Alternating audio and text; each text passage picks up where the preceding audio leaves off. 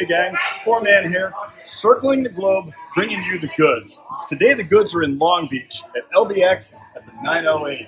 And my girl, Amber over here, she is going to tell a classic tale.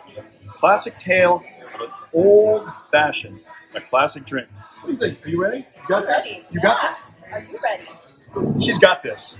All right. So first thing I'm going to start with is Demerara syrup. I'm going to take just a teaspoon of it, and I'm going to mix that with a little bit of Angostura bitters.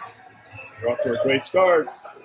Then we're going to add some Buffalo Trace bourbon. Oh, yeah. Looks like about 2 ounces to the PourMan. We're actually going to go a little bit heavy on that. We're going to go 2.5 ounces. Can't argue with more, right? Well, you know, you're the boss. Now we're going to add a whole bunch of ice. Give it a stir. Just to chill it down, but not water it down. Yeah.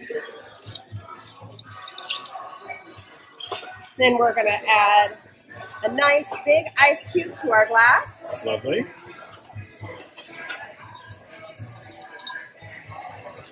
Strain it over the ice. Love the big ice cube. Yeah.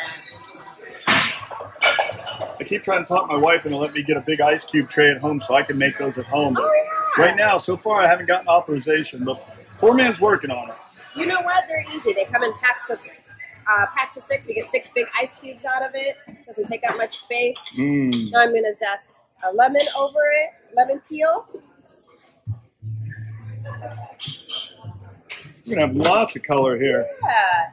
And I'm going to do an orange peel, and I'm also going to give you a little bit of those orange oils around the edge of the glass. That's it.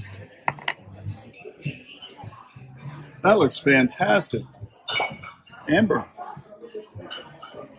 knows what she's doing. Classic old-fashioned here at the 908.